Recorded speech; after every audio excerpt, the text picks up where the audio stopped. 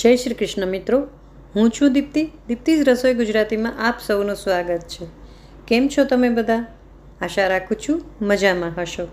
આજે આપણે બનાવીશું, દિવાળી નજીક આવે છે ને, તો સ્વીટ્સ બધી આપણે 1 by 1 બનાવતા રહીશું. અત્યારથી તૈયારી કરશું તો જ પહોંચી વળાશે ને, કારણ કે હું એક સ્વીટ બનાવીને તમને દેખાડતી જાઉં. એમાંથી તમારે કોઈ પણ ચૂઝ કરી અને થોડી બનાવવાની હોય.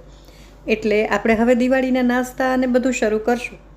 તો એના માટે આજે આપણે બનાવીશું અંજીર અને ડ્રાયફ્રૂટની મીઠાઈ, જે આપણે બજારમાં બહુ જ મોંઘી મળે છે. ઘરમાં ઘણા ઓછા પૈસામાં બહુ જ સરસ પ્રિપેર થઈ જાય છે. તો ચાલો શરૂ કરીએ. 8 થી 10 અંજીરને મેં પલાળી રાખ્યા છે. મોટા અંજીર છે, ક્વોન્ટિટી તમે તમારી રીતે લઈ શકો. એ જ ક્વોન્ટિટીમાં મેં ખજૂર ડિસીડેડ કરી લીધી છે, એટલે કે એના બી કાઢી લીધા છે. ડ્રાયફ્રૂટના મોટા મોટા આવી રીતે પીસ કરી લેશું અને રાખી દેશું. એલચીના મેં એલચી ફોલી અને એના દાણા કાઢીને રાખી દીધા છે. ડ્રાયફ્રૂટમાં મેં કાજુ, બદામ અને પિસ્તા, મોસ્ટલી માર્કેટમાં જે મળે છે સ્વીટ, એમાં એ જ 3 હોય છે, એટલે મેં એ 3 લીધી છે. હવે આટલી તૈયારી થઈ ગયા પછી આપણે જે ડ્રાયફ્રૂટ્સ લીધા છે ને, એને એક એક કરીને શેકી લેશું. બધા એકસાથે નહીં, કારણ કે બધાના ટાઈમિંગ્સ અલગ હોય.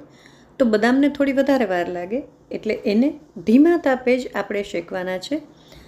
કલર સેજ અમસ્તો બદલાય અને સ્મેલ આવે એટલે આપણે એને કાઢી લેવાના છે. એ જ રીતે પછી કાજુ શેકી લઈશ અને છેલ્લે પિસ્તાને હું શેકી લઈશ.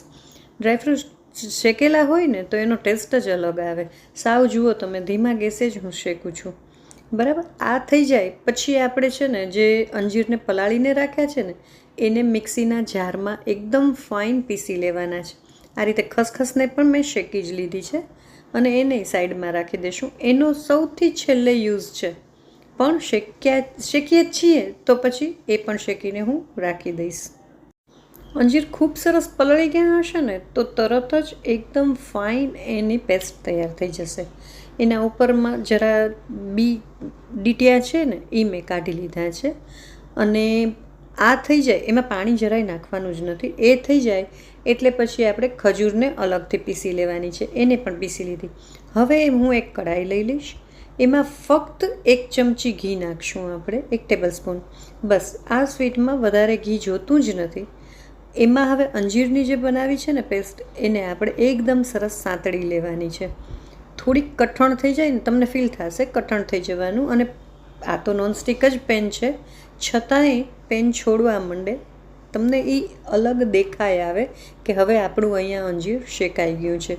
એ શેકાઈ જવા આવે એટલે આપણે એમાં ખજૂરની જે પેસ્ટ બનાવી છે ને, એ નાખી દઈશું. એને પણ આપણે ખૂબ જ સરસ સાંતળી લેવાની છે. બંને સાથે થઈ અને આમ કઠણ બાઇન્ડિંગ આવી ગયું હોય ને, એકદમ આમ લોટ જેવું, ત્યાં સુધી આપણે, જો હજી છૂટું છે તમને દેખાશે થોડી જ વારમાં, બધા ડ્રાયફ્રૂટ્સ એમાં એડ કરી દઈશું. સાથે જ ઇલાયચી જે લીધી છે એના મેં આખા જ દાણા રાખ્યા છે, એ નાખી દઈશું, કારણ કે ચાવવામાં આવે ને બહુ મજા આવે એટલે. હવે આને ખૂબ હલાવી અને લગભગ 10 મિનિટ હજી આપણે કરવાનું છે. 2 ચમચી મેં અહીંયા ખમણેલું નાળિયેર લઈ લીધું છે, ડ્રાય કોકોનટ છે, એ નાખી દઈશ. વધારે નાખવું હોય તો પણ નાખી શકાય. હવે જુઓ, તમે થોડું થોડું દેખાઈ આવશે કે આ જુદું આખો ગોળો એકસાથે ફરવા માંડ્યો છે. થઈ ગયું છે એટલે આપણે ગેસ બંધ કરી દઈશું અને એને થોડું ઠંડુ થવા દઈશું. 2 ટાઈપથી બતાવું છું. ચોરસ પીસ પણ મેં કર્યા છે. નાની પ્લેટમાં ઘી લગાડી અને એમાં થોડું આ મિશ્રણ દબાવી અને પાથરી દઈશું. ઠંડુ થવા માટે મૂકશું. રૂમ ટેમ્પરેચર ઉપર આવી જાય એટલે તમે ફ્રીઝમાં રાખી શકો. આ સ્વીટ બહાર સરસ નથી રહેતી, તમે ફ્રીઝમાં જ રાખી શકશો. બરાબર. હવે અહીંયા સિલિકોનની એક મેટ લઈ લીધી છે. એના ઉપર આ લઈ અને એને ગોળ ગોળ એકદમ આમ દબાવતા જઈ અને રોલ બનાવવાનો છે. રોલ બનાવી અને એને પણ હું ફ્રીઝમાં મૂકી દઈશ. એકદમ સરસ ઠંડુ થઈ જાય અને જામી જાય એટલે આપણે કાઢી અને જે મેં પ્લેટમાં કર્યું છે ને, જો કેટલું સરસ જામી ગયું છે, એના હું પીસ કરી લઈશ. અને સિલિકોન મેટવાળાના પણ કાપા કરશું. પણ જો તમારી પાસે સિલિકોન મેટ ન હોય તો તમે પ્લાસ્ટિકમાં આ જ પ્રોસિજર કરી શકો. જાડું પ્લાસ્ટિક લઈ જુઓ કેટલા સરસ પીસ પડ્યા છે. બહુ જ સરસ આ સ્વીટ રેડી થાય છે. ફરાળમાં પણ ખાઈ શકાય છે અને હેલ્ધી તો છે જ, કારણ કે આપણે આમાં બીજું કશું નાખ્યું જ નથી. જો હવે આ ખોલી લઈએ. ખસખસ જે શેકીને રાખી હતી ને, બસ એનો યુઝ હવે કરવાનો છે.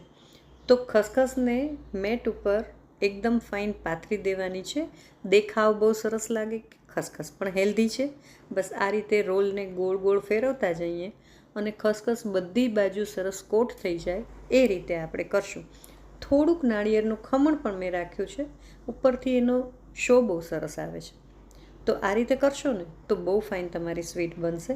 બસ હવે આને આપણે પાતળા પાતળા ચકતા કાપી લેવાના છે, એટલે કે ગોળ ગોળ પતિકા કાપી લઈશું. કેટલી ફાઇન જુઓ તમે, આ હેલ્ધી બાઇટ્સ છે, એકદમ સરસ. રોજ તમે એક એમનેમ પણ ખાઓ ને, દિવાળી નહીં શિયાળામાં પણ આ બનાવીને એક રોજ ખાઓ તો બહુ સારું લાગે. તો આજની આ સ્વીટ તમને કેવી લાગી કમેન્ટ કરીને જરૂર જણાવશો. દિવાળીમાં બનાવવા માટે આ વિડીયોને સેવ કરીને રાખજો. ગમી હોય તો લાઇક એન્ડ શેર જરૂર કરજો. ફરી મળીશું નવા વિડીયોમાં. ત્યાં સુધી આવજો.